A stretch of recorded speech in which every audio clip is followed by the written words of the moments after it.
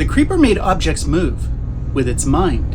It commands its weapons to itself. It could navigate its truck without being in the driver's seat. It had some control of gravity as we watched it crawl along the side of a wall.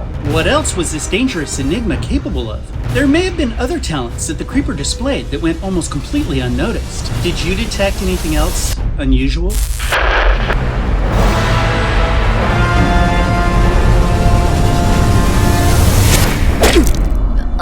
The creeper liked to be in control. It seemed to manipulate its environment and was handy with telekinesis, the ability to move things with its mind. It could even command its truck to move and the traps to engage without being anywhere near. Windmills and weather vanes stopped when it came close. But was there another superpower the creeper displayed? It seemed to have the ability to control audio waves and possibly even electricity. How do we know? Because of the frequency with which it occurred.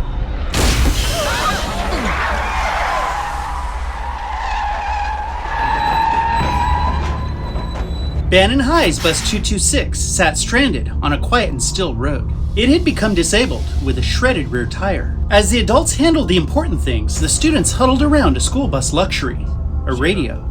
A chilling broadcast funneled through sun-cooked cheap speakers. It was an update for Poho County listeners about the local antique church that had become vandalized by arson. But what was under the church was much more disturbing. Over 300 human bodies were discovered in the open space below. As disturbing as that was, it still brought comfort. Because you see, those who were on the bus at that moment got to receive a radio broadcast signal at their location. The last glimpse of the outside world they would have before it was shut out and they were isolated from it. And the CB didn't seem to be working. Curious. There was usually moderate crackling up and down the old 9 highway, but not today. Was it possible that no one was listening within a 10-mile radius? Maybe, but that wasn't the only curiosity. No one had a working cell phone. Coach Barnes suggested they might be in a sunspot or something. They were in something, that much was true, but this wasn't the only time cell service was lost. It happened before, one day earlier.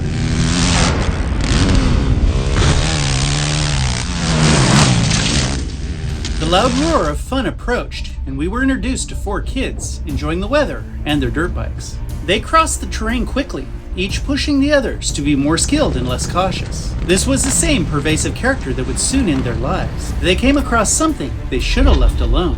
True to character, they challenged one another to be daring, curious, careless, and destructive. Kirk, the clear leader of the group, stood on the back of the ominous truck and managed to open the rear doors, successfully raising the bar for delinquency. What they found inside changed the course of their day. The rusty, archaic weapons deployed, resulting in one seriously injured Kirk.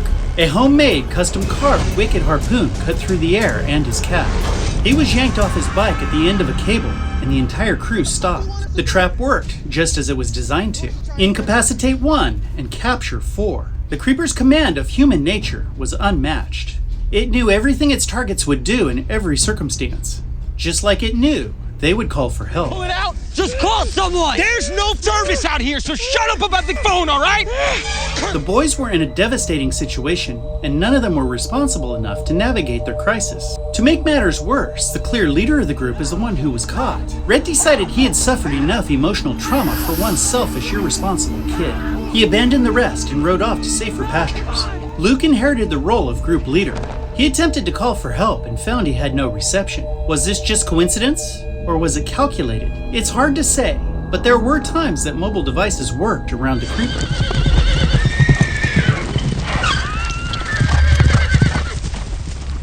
That looks like wildfire. Buddy Hooks and his girl were delivering hay to one of the more prestigious local customers. When they arrived, they found horses out in the yard. Even more disturbing, the ranch appeared to be deserted. Something was clearly wrong. Bud pulled out his cell phone to call Bernardi, the new owner of the hay being delivered, and it worked.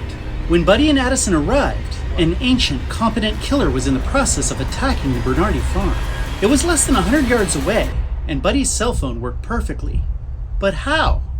This seems to contradict our theory being tested. There's more.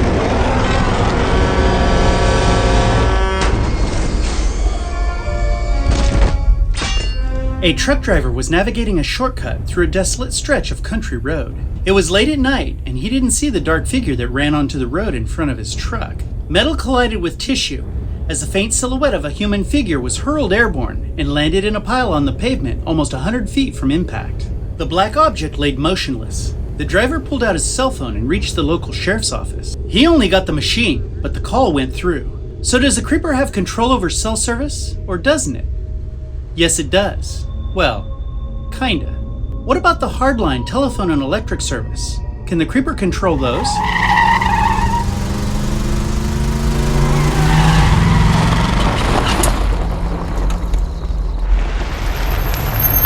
Trish and Darry were on the run from someone who clearly had it out for them. 2 police officers were escorting them, and those officers were attacked, somehow, while they were traveling. From the vantage point of Trish and Darry, one of the officers was decapitated, while the other went missing. They had just witnessed a murder, and they left the scene as quickly as their old Impala would carry them. They darted into an overgrown driveway of a remote old house to call for help. There was no way the serial killer would know they had turned into that driveway. For now, they were safe. An old lady was waiting for them on the porch and asked them what they wanted. Just as they had secured an arrangement to use the phone, with heavy stipulations, the lights went out. Despite a cool, steady breeze constantly pushing, a wind vane and the windmill stopped. "You kids, got anyone else with you?" Those were piercing words that seemed to hang in the air forever. How could whatever was following them before have found them now, so fast? It wasn't possible, yet it was happening. How exactly did the power go out? "That's not my scarecrow." There it was, standing in front of the old lady's scarecrow. It couldn't have just stepped into place, otherwise the cat lady would have witnessed it. It had been there, still and quiet. Was it there when the lights went out? Did it take its place during the commotion of the loss of power? Tell me this happens all the time. It did happen, at least one other time, at the sheriff's station. I don't know how much further this car's gonna go. Far enough.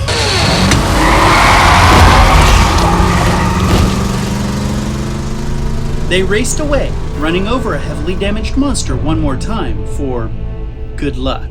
They drove straight to the sheriff's building to make a report. What they had to report would have taken plenty of ink, but it was nothing compared to what they were about to experience. Giselle burst onto the scene and started to tell the kids about the creature that was chasing them. She told them what it wanted and that it wasn't going to stop coming after them. Right in the middle of Giselle's verbal abuse, the lights and phones went out. Darry knew why. We all knew why. But how was it possible? How did it rebuild itself so fast? How did it break into a law enforcement building? And most importantly, for this chapter of the Beating You channel of entertainment, how did it cut the power and phones? This is a difficult question to answer. Check this out. It's headed towards you. Up the rear stairs, you copy? Coming up the rear stairwell. Stay here. It's possible the creeper can manipulate its environment. As a matter of fact, it's likely. We know it can walk on walls. That cannot be explained away easily. But let's not be so enthusiastic that we overlook hard clues. Details keep getting stranger and stranger every day this week, it seems. Any new information? Some of the corpses they have found had false teeth made out of wood. That means some of the bodies they're finding down there are over 200 years old. The Bannon High School bus had a radio signal, but there was no cell reception and there was only one connection via CB radio. The bus was likely not in a sunspot, but it probably was in a poor cell reception area. They were in the middle of nowhere, surrounded by hills. In the early days of regular cell phone use, hilly remote areas were not prime locations for good signals. The dirt bike riders also had no reception, but they were also in the middle of nowhere, surrounded by heavy overgrowth. All of those examples could be chalked up to poor signals. And, as pointed out earlier, others who were around the creeper did have working cell phones. Can the creeper control the signal strength of its victims' cell phones? Absolutely it can. Yeah, but you just said it was probably a weak signal. At the very least, the creeper could control cell signals simply by its choice of location. It is likely it could detect cell signals and placed its truck in safe areas where those around the truck wouldn't have service. And it took bus 226 out in just the right location, remote with no service. But that doesn't even begin to explain the hardwired telephones and electrical service. How could the creeper cut power and phones when the lines were hardwired? Not only that, every time it seemed to dominate landline services, it wasn't out back in the shadows looking for telephone or power connections. It was present, as a scarecrow or in the sheriff's building. How is this anomaly possible? That's even easier to explain. Watch this. How many babies do you have? More than a couple. We've got to get out of here right now. We watched the creeper do this, and this, and this.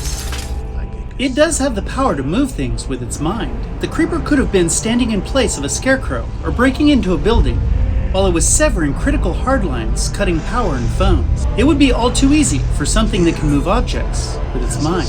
But as always, we want to hear from you. Does the creeper have an even deeper command over frequency signals? Can it disrupt hardline services without severing lines or throwing breakers? What the hell is that thing? What do you think? Hey, thanks for hanging out with us here today. Did you know that even you can control browser signals? If you assault the subscribe button, it'll affect YouTube and even the Be Eating You channel. We love our Creeper Hunter family. Until next time, we'll see you.